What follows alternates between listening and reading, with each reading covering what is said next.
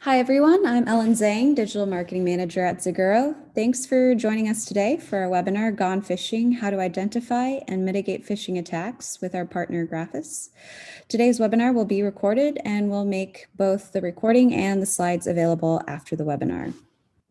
In today's webinar, we'll cover what phishing is, provide real-life examples, and walk through how you can mitigate and recover from phishing attacks with training, technology, and cyber insurance. There will be a Q&A session after the main presentation. If you have any questions, please submit them to the Q&A chat box at the bottom of your Zoom window. If we don't get to your question, we will answer it via email after the webinar. And now I'm happy to introduce our main speaker, Manoj Srivastava, CEO and co-founder of Graphus. Hi, Ellen. And hello, everyone, for taking the time to join us at this webinar today. Let me go ahead and share my screen with everyone. So I am Manoj Srivastava, and I am the co-founder and CEO of Graphus. Recently, we were acquired by Kaseya. So now Kaseya is now Graphus is part of Kaseya family. Without further ado, let's get into what phishing is and what's really going on in this space.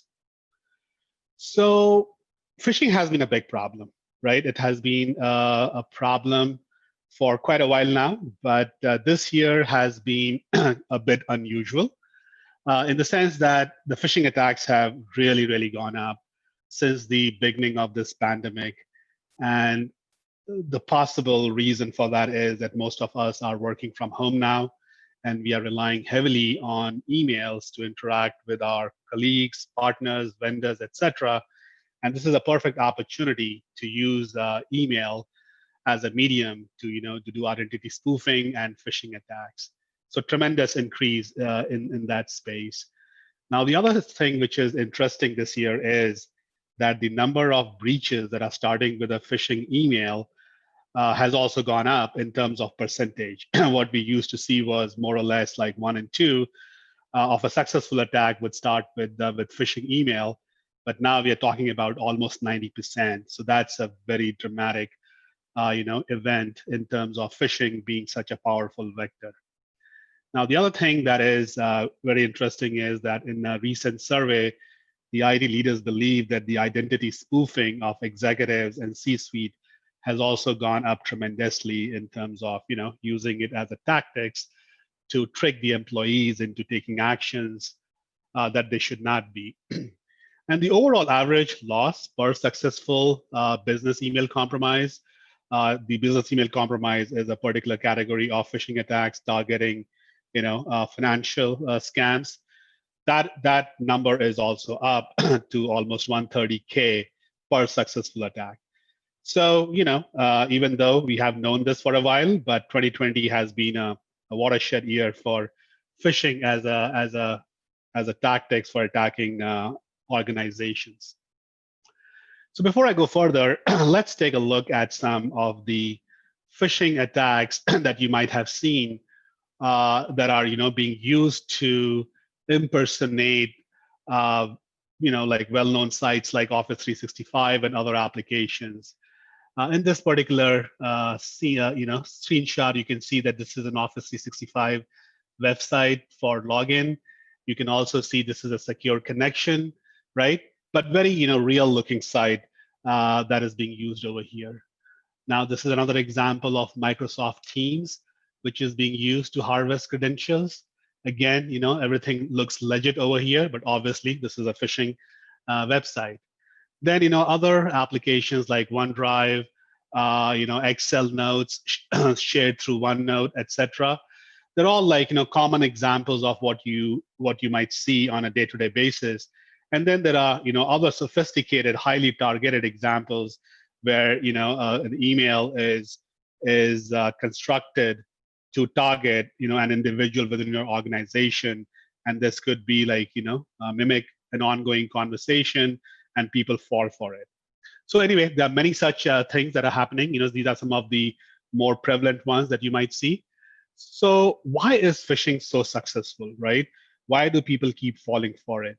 To understand that better, let's take a deeper look into how email really works in terms of, moving an email from point A to point B. Now, email is one of the oldest killer applications of the internet, right? Back in the early 80s, that's when email really got, came into existence for all people to use. Now, given how early it was, email was modeled on the regular, snail mail concepts. And what that means is, just to draw the comparison, in a regular mail, there is an envelope which has the sender's name and address, as well as recipient's name and address. And the purpose of this envelope is to keep the content of the letter of the mail private and still allow the post office to move the mail from point A to point B. Now, the addresses on this envelope have to be real. You cannot fake them if you want the mail to be delivered. The same exact concept is also used in email, and the envelope in email world is basically the header of the email, which is used by the various, mail transfer applications to move the email from a sender to recipient. Now, this envelope or header is used to move the email while keeping the content or the body of the email confidential. So what's in the envelope is the email body. And email body is what a recipient sees at the end of the day once they have received the email. And the letter also, follows a standard format, which is used in formal letters. So there is a display name of who is sending that email. There is an address of that sender, and of course, to whom it is sent. Now, the interesting thing is that what is there in the letter, John Doe display name, that can be anything that the email application wants it to be. Also, the from colon address can be anything that you give to the email address.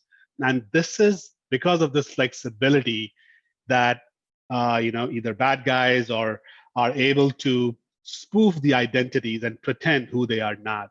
And this is one of the fundamental reasons why phishing is so successful and why it is so easy to spoof emails. So some concepts to keep in mind for the next slide, that the real sender is the smtp.mailfrom. The display sender from colon is anything you want it to be. And the display name that you are is the name that you are showing to the recipient. So with that in mind, now let's look at some of the things that have been done by the industry to prevent the spoofing of the email, right? So there are protocols like SPF, Sender Policy Framework, DKIM, Domain Key Identification Mechanism, etc.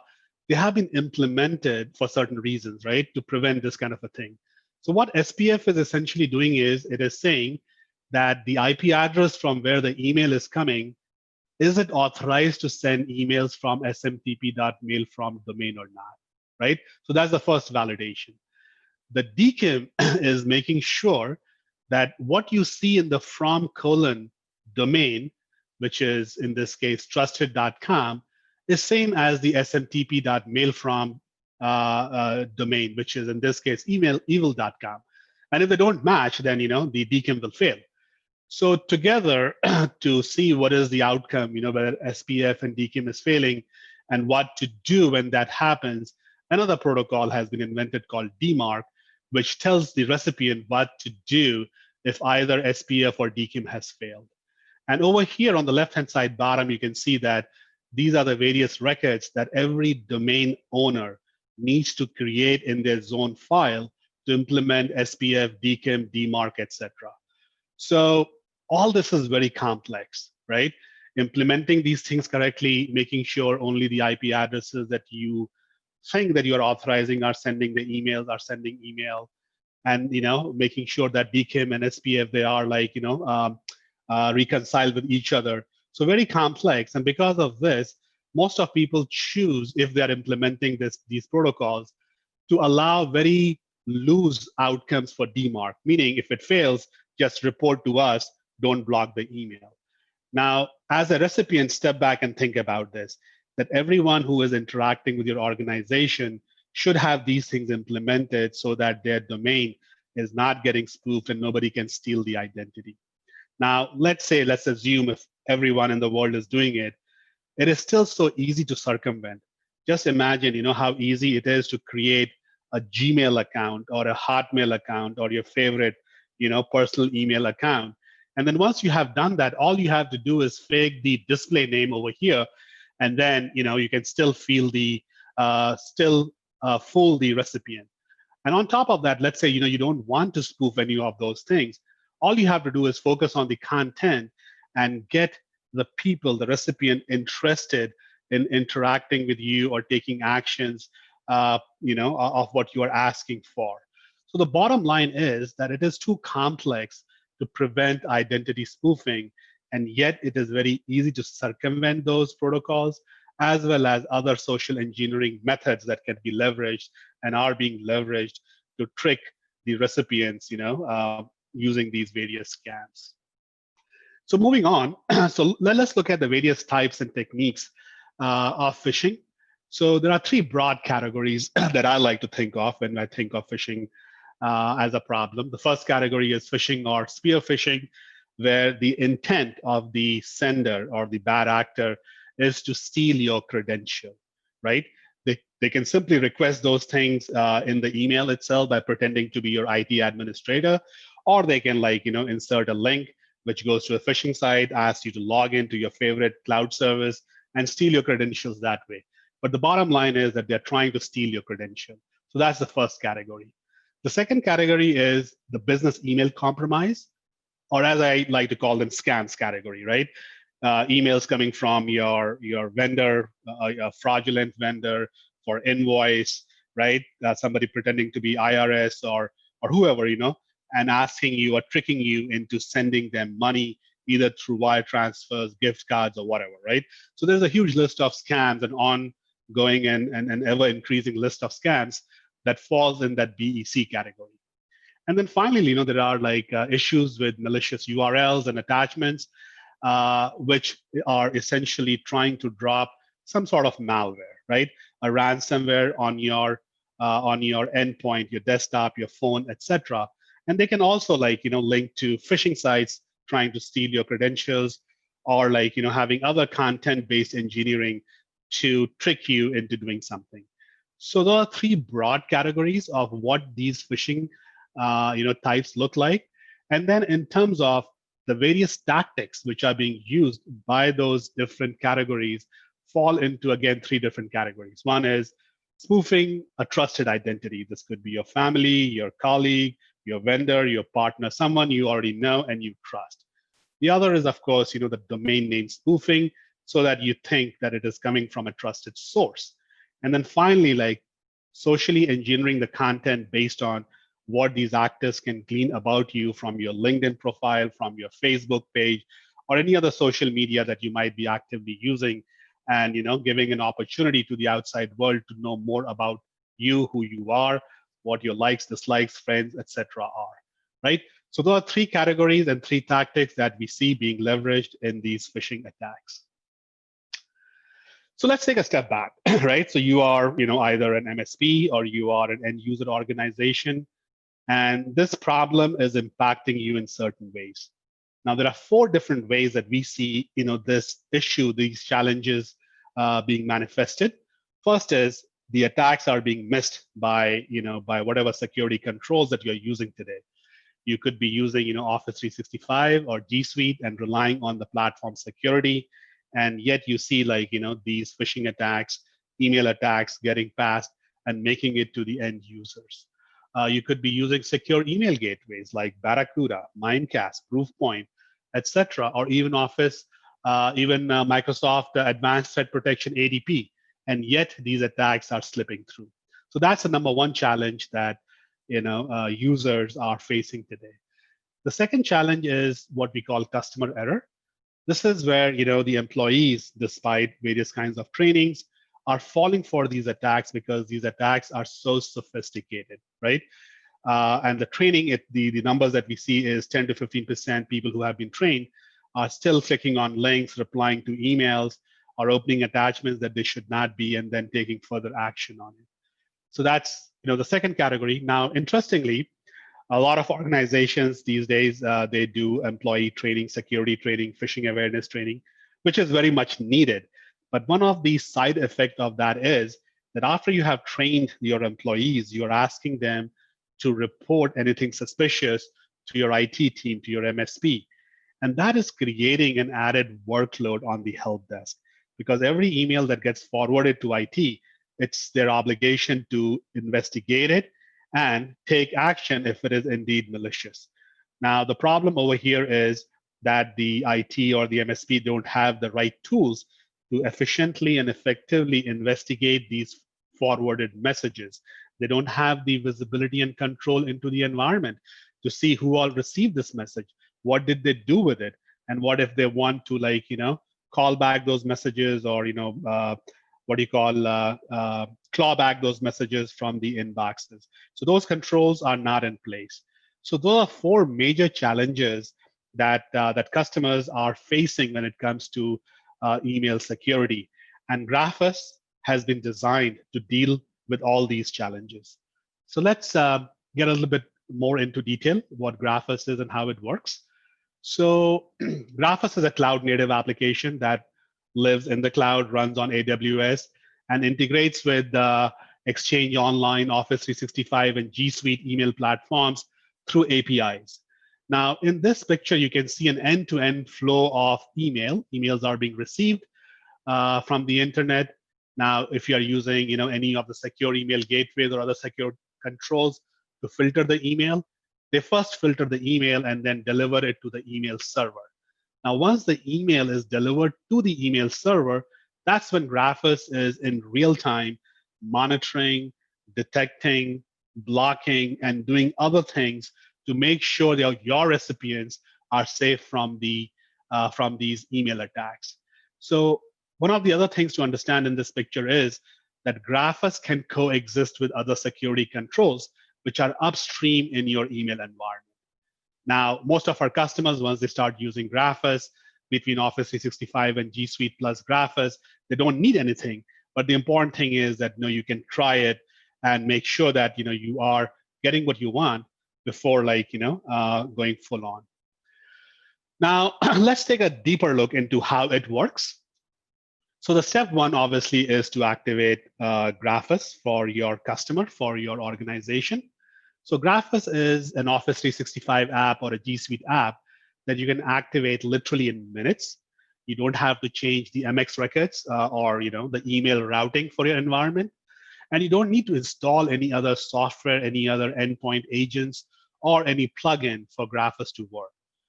So it's very simple and straightforward, and literally in a few minutes, Graphus is activated for your customer or your end organization. So step two, once Graphus has been activated, it has access to the email platform, email environment. What it does is it starts initializing what we call a trust graph for that particular organization. So trust graph is a collection of self-learning algorithms. And what's really happening is that all historical emails and interactions with the outside world are being processed to build a sender profile. And this sender profile consists of a trust rating for each of the senders and a unique fingerprint associated with all the trusted senders interacting with your organization. This process can take a few minutes. For 500 users or less, it'll be done within an hour. For larger organizations, it can take longer. But once it's done, the emails, both incoming as well as internal emails, are processed by Graphus. And they are either blocked if they are considered an attack, or an employee shield is inserted to warn the end customer. Or there's another capability we bring to the table we call Phish 911 to protect you from other kinds of threats, and I'll get into that in more detail a little later. Now, before I do that, one of the big advantages of step two over here is that these are self-learning and adaptive algorithms. So once they take care of evolving as the threats are evolving. You don't have to ever write any filtering rules, any blocking rules, etc. All that is taken care of by Graphus. So once the emails are flowing in, the emails are scored and they are blocked if they are a threat. 95% or more such attacks are blocked without ever making to the end user, your employees. Now, the other emails which are considered highly suspicious by the algorithms, Graphus uses a technology called Employee Shield to warn the end users of such suspicious emails. So as you can see on the right-hand side, this warning banner, uh, it basically is giving a very specific detailed message to the recipient as to what's wrong with this message. And based on this information, the recipient can make a decision whether they want to click on report phishing or they want to click on report false positive. And by the way, the look and feel, the logo, the color, what you want to call these action buttons, it's totally customizable. And with few clicks, you can customize that in your MSP or customer portal. The important thing over here is that the message is specific to the email. It's not a generic message. It is not a static message like you may have seen in Office 365 or other products. It's very specific to the email. Now, the other important thing is once the recipient clicks on report phishing, the email is quarantined for all recipients who receive this message instantly. So the threat is taken care of, mitigated instantly. Now, let's say they think its message is legit because they opened a new bank account or they talked to someone and they are reaching back to ask for more information or whatever. They click on report false positive, at which point the banner disappears and they can go on and do other things. The other important thing about Employee Shield is that it does not require any plugin and it works on all devices and all applications. So you could be using iPhone, you could be using Android, you could be using Mac, PC, whatever, right? It just works across all platforms with same user experience. So that's very useful. The other thing is all this feedback is going into the algorithm. So algorithms are learning as how your users are interacting with these suspicious messages. And also the feedback is present in the customer and MSP portal for you to know how the end users are interacting with it. So that's the second important capability that Graphus brings to the table. The first one was automatically blocking the threats. The other capability is what we call Phish 911.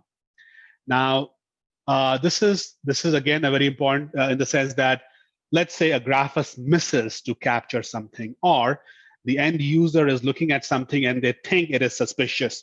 It may not be a bad email, but they think it is suspicious, and you have trained them to report such messages. So in this capability, employees can forward an email, any email, to a designated inbox. And the moment they do that, the email is quarantined from all recipients who receive that email. And then an automated workflow takes over, right? So the first thing is, if it was indeed a threat, it has been mitigated. The second thing is that the automated workflow. So they will receive a response telling them that that email has been quarantined, and IT will be taking a final look at it. IT gets notified. They use an automated automation wizard in the MSP or customer portal to quickly look at the email and the various processing artifact created by Graphus, and then make a final call whether it is indeed bad or not bad. If it is bad, then hey, the email remains quarantined. And if it is, let's say, not bad, they can release the email as legit, and it'll be put back into the inbox of all the recipients who received it in the first place. So that's a very powerful, or the third layer of capability that gives us the catch-all between blocking, warning, and then ability for employees to help IT or IT to explicitly forward emails and be able to claw back in real time. So that's how Graphus works. Now, if you are an MSP, you get a multi-tenant portal through which you can onboard your end customers literally in minutes.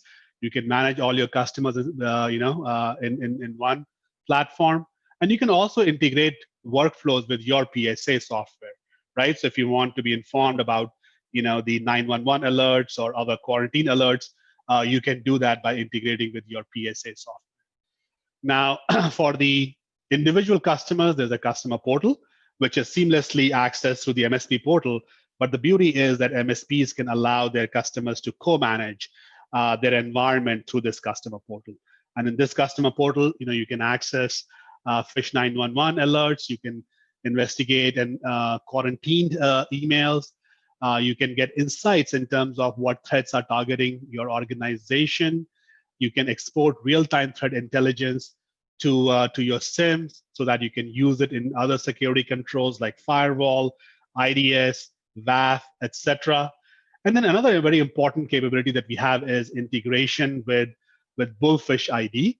So as I said earlier, we were acquired by Kaseya. Kaseya has a security business unit called ID Agent, and they have a product, Bullfish ID, that helps with phishing awareness, simulation, training, etc. So with this product, you can complement your security suite.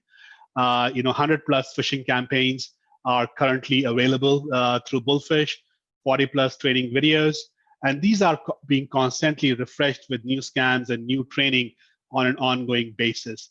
Now, the other very important thing is that there are 9 distinct languages that are supported by Bullfish. So you can train your employees in the languages listed over here.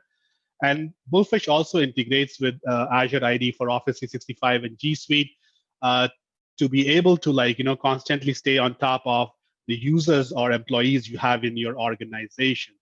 And from there, you can group them, you can create campaigns, and then run them on a regular basis. So finally, just to give you some idea of the kind of value we are creating for our customers, MSPs and end users, we looked at last 12 months performance, and this is what we found. We are on an average processing almost 500,000 emails per customer per month. We are detecting and blocking 200 plus serious attacks for each of those customers, saving them over $4,500 per month. So you can see that the actual cost of the product is literally paid for within a few months of operations. And on an average, we have prevented 7 potential breaches for each customer every month. And what you see over here are the various types of attacks which are being detected and blocked. So you can see BEC scams is the #1 category these days.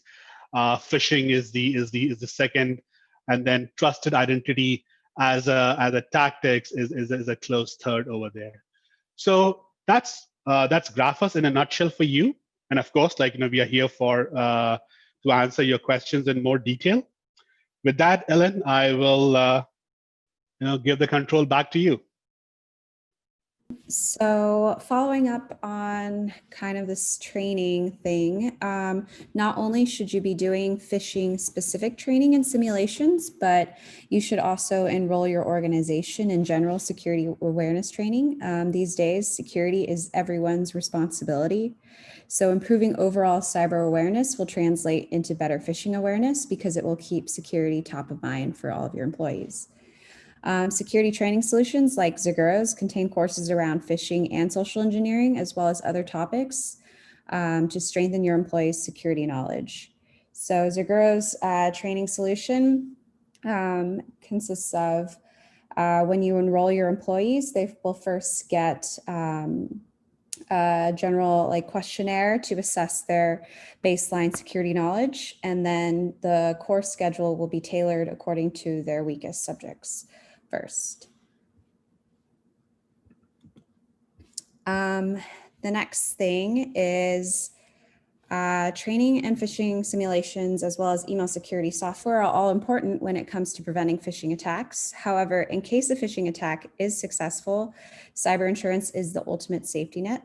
It plays an important role in holistic cyber risk management by transferring some of your risk to your insurers. Data breach can be extremely expensive, and so cyber insurance relieves some of that financial burden so that you can move forward with minimal disruption. So Zeguro, not only do we have a cybersecurity solution, but we also have an integrated cyber insurance solution. And here are some of the things that you should look for when you're comparing different cyber insurance providers.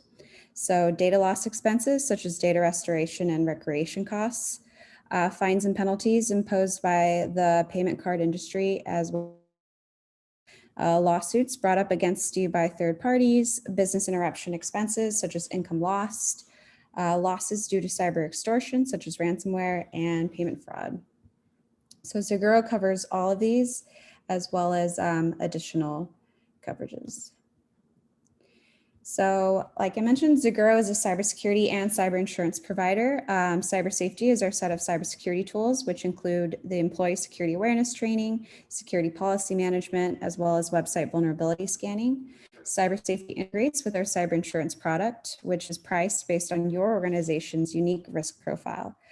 And because cyber safety helps assess and mitigate cyber risks, cyber safety users can save up to 20% or more on their insurance premiums. And cyber insurance clients also get free access to the starter plan of our cyber safety solution. So it's kind of a win-win situation. And last but not least, Zeguro Cyber Safety, we empower our customers with a powerful and flexible ecosystem of tools and services. Our marketplace includes exclusive discounts on partner tools and solutions, and Graphus is one of those partners. We teamed up earlier this year. So cyber safety subscribers can get 20% off Graphus's email security software. And now I'd like to open it up to Q&A. So it looks like we had a few questions. This is for Manoj. Is Graphus a way for employees to report phishing emails? Is this cloud-based? Yes. So I actually answered the question online as well, but just to answer for everyone again, Graphus is cloud-based, and the way employees can report emails, as I described earlier, is using our Phish 911 capability, which is as simple as forwarding an email to a designated inbox. Now, this inbox is there's a automated workflow associated with it. And the moment you forward an email to this inbox from any device or any application, the email is instantly quarantined for all recipients who received it. IT is informed, an alert is generated for them. They can log into the customer portal and they can review the artifacts using a wizard and then make a final determination whether it is indeed malicious or not. There are various categories actually to choose from, but let's say it is if it's a non-malicious category, then and it is a legit email, then it will be returned back into the inboxes. If it is not, it will stay in the inbox, in the quarantine, sorry. And for every action that are taken, when a reporter is forwarding, they'll get an automated email informing them what actions have been taken. When IT has finished their review, they'll again get a response, automated email telling them, what final action has been taken. So this keeps them totally informed in terms of what really happened when they reported something, so they're not left in the dark. And then, the automation and workflow is helping IT to stay on top of the emails which are being reported by the employees. Great. Next question. Is there a window when suspicious emails will be in the user's inbox before the API removes them? Great question. So Graphus is sitting, alongside the email server itself. So as soon as an email is received by the email server, Graphus is, through the event-based model, is informed and it starts processing those emails. So there could be a very short window in terms of microseconds where a client application might be able to access that email before it is processed or blocked or an employee shield inserted. But based on what we have done over the last 5 years of product being out there, we have really narrowed this window to literally fraction of seconds, and we don't see this issue at all from our customer base. And then not only just doing faster processing, but progressive qualification. We like to call it in terms of how we process the emails. If it is a deeper analysis is happening, it is moved out of the inbox for the analysis to complete. So using these various techniques in terms of scaling the performance as well as progressive qualification, we ensure that this window is almost negligible. Cool. Next question. What best practices do you recommend for the rollout of Graphus to a company? Who should manage it? What should their skill sets be, and what processes should they establish? Well, this is a fantastic question. So the best practice, that we recommend is socializing and communicating before the launch, during the launch, as well as after the launch. And we have templates to help you facilitate that communication in terms of what they will see and experience with Graphus, how should they be interacting with employee shields, what is Fish 911, right? So ensuring that people understand it and are doing what we want them to do in terms of interactions, primarily with employee shield. Now the other thing is, Graphus is actually very simple to use, right? The only thing that the end users will see is the employee shield as well as the Fish 911 capability. Everything what's happening behind the scenes is opaque to them, and they don't need to worry about it. Now, in terms of who should manage it, it's either your MSP or your IT department, and the management of the product, the operations of the product, is again very simple and highly automated. It is a SaaS offering, so it all runs in the cloud. You don't have to download or do anything in terms of day-to-day management perspective. From a threats management perspective, most of our customers would log in, once in the morning, once in the evening, or whenever they feel they have time, spend 10, 15 minutes going over the various things that they see in the dashboard. But in terms of protection, right, the blocking, the employee shield, the 911, everything is happening automatically. So they don't really have to dedicate a resource or constantly watch something the way people watch applications, etc., or alerts in a SOC or a security operations center kind of environment. So all that is not needed, right? So high automation really helps. But the people who are managing it are definitely IT people person designated in your organization, or if you have an MSP, they will be managing it. No special skills are required.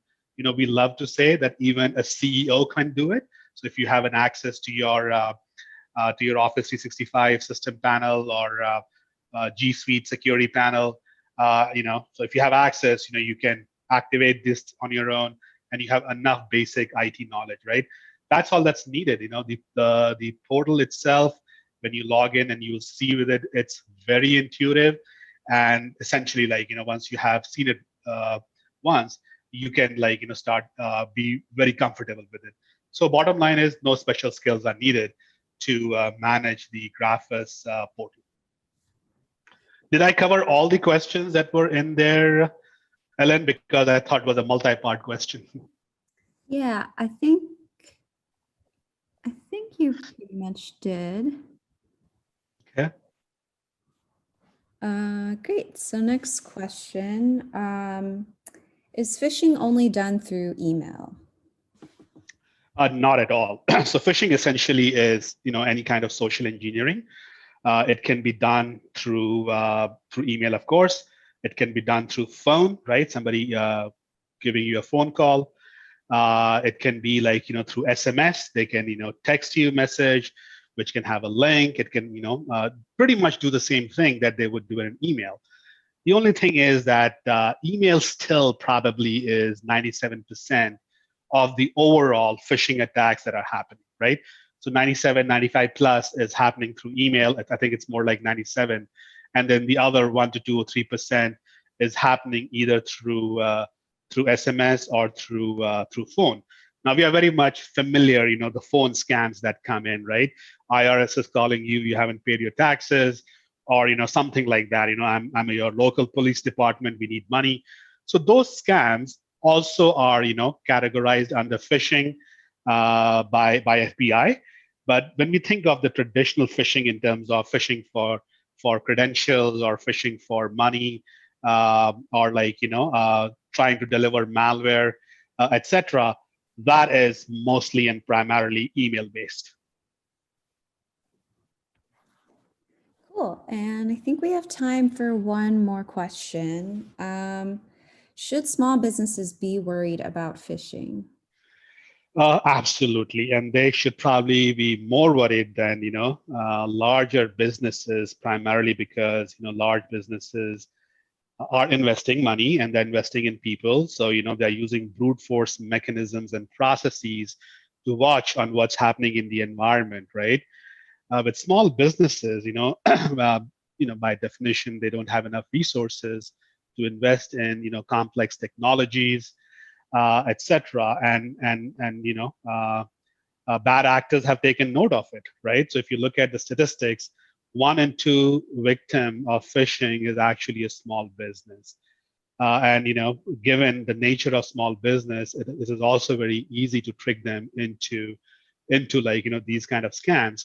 So even though they might lose, let's say $40,000 or even $25,000 in a successful phishing attack, that's a meaningful number, right? At $45,000, it can easily put a small business out of business. So yes, SMBs should be should. I mean, I wouldn't use the word worried, but they should be definitely aware and actively take steps to protect their business from becoming a victim of phishing. Great. Actually, let's do one last question and then we'll end the webinar. So if we use Graphus, do we still need phishing training and simulations for our employees? That's a fantastic question, right? I mean, so the short answer is that it is always good and important to have good security hygiene, and that you can only achieve through some sort of phishing awareness or security awareness training. Because these things, and as we talked about, like email is only one vector, although it is responsible for 90+% of the issues. But your employees can be phished through SMS, through voice. They could be having other risky behavior of visiting websites, clicking on links, etc., that can cause problems as well. So what I like to say is that training is necessary, but it is not sufficient. So I definitely recommend training, followed by Graphus, which is definitely a sufficient solution in terms of ensuring that nothing falls through the cracks. And then the training also helps, like in terms of how they are looking at the employee shield. The employee shield reinforces their training. Phish 911 is allowing them to forward something that can potentially slip through. So together, it makes a very compelling, powerful, and a complete solution. Great. Well, that's all the time we have for the webinar today. Thank you, Manoj, for speaking on phishing and sharing your knowledge. And I hope everyone has a wonderful day. Thanks, Ellen, and thanks, everyone.